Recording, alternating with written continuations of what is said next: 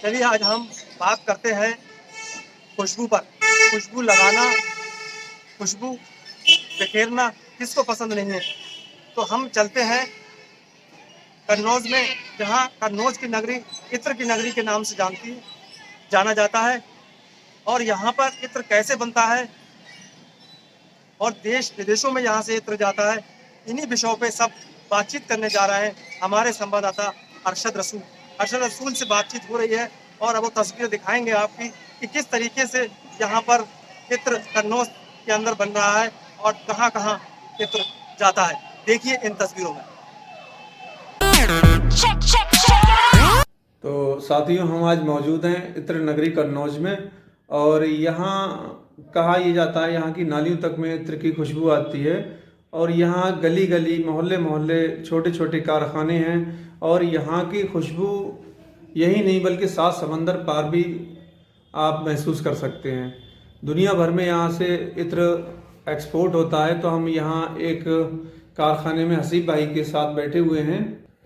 तो HM enterprises इनकी बरसों पुरानी, 10 साल पुरानी फर्म है और ये हमारे साथ मौजूद हैं। तो मैं इनसे कुछ बातचीत करूंगा।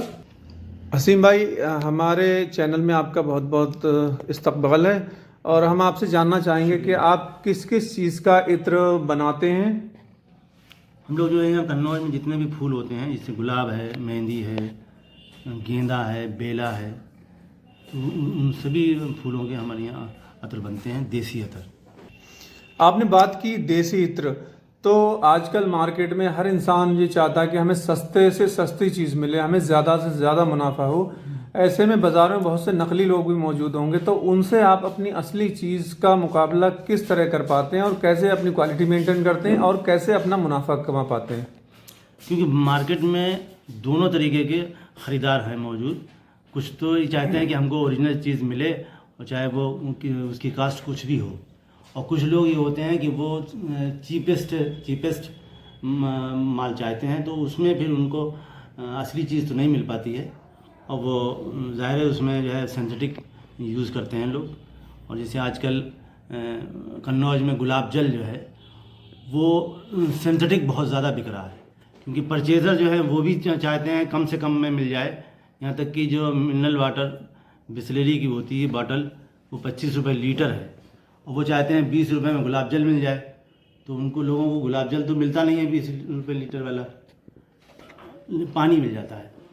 तो ये कुछ लोगों को क्वालिटी के बारे में जानकारी भी नहीं है।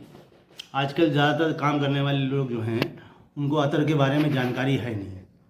वो खाली खुशबू देखते हैं, वो ये नहीं देखते हैं कि ओरिजिनल खुशबू क्या है और मिक्सिंग वाली क्या है। इस वजह से दोनों तरीके के मार्केट में परचेज़र हैं। बहुत से ऐसे हैं कि जो ओरिजिनल चीज़ पसंद करते हैं, लेते हैं, ख़रीदते हैं, काश उसकी कुछ भी हो। और कुछ लोग जो हैं वो की खेती होती है, बेले की खेती होती है और गेंदे की खेती होती है, तो इनका देसी अतर इन्हीं चीज़ों से बनता है। इसमें कोई केमिकल का इस्तेमाल नहीं होता है। यानी आपका कहना यह है कि जो आपके यहाँ इत्र बनाए जाते हैं वो खालिस पुरानी जो हमारी रिवायती काम है, जो घरेलू तरीके से बनाया जाता था और असली, उसमें कोई केमिकल नहीं है, उस तरह के आप इत्र बनाते हैं। हम लोग उसी तरीके के इत्र बनाते हैं। हम लोग कोई केमिकल बेस्ड अतर नहीं बनाते हैं। अच्छा, बात करते हैं जैसे इत्र है, असली इत्र अगर आप बनाते हैं अच्छी क्वालिटी का, तो इसकी लगभग क्या आप किस रेट तक पे मुहैया करा सकते हैं? जैसे गुलाब का इत्र है, ये कितने रुपए लीटर या किलो में?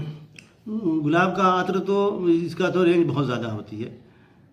इसकी तो 5,000 से लेके और 20,000 25,000 रुपये, बल्कि इससे भी ज़्यादा होती है। वो डिपेंड करता है कि उसमें गुलाब के फूल कितने कंसंट्रेशन का बना हुआ है। और गुलाब जल जो है वो मिनिमम जो है वो 60 रुपये लीटर से लेके 120 और 200 रुपये लीटर का मिलता है।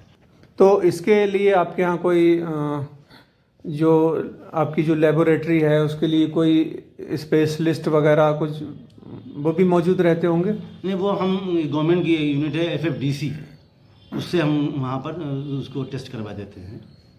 जो कोई अगर व्यापारी चाहता है कि हमारा टेस्टिंग रिपोर्ट, तो वो टेस्टिंग की रिपोर्ट वहाँ से हसीब भाई, बहुत बहुत शुक्रिया कि आपने कीमती वक्त में से कुछ वक्त हमारे लिए दिए, और उम्मीद करते हैं कि आगे हम मिलते रहेंगे।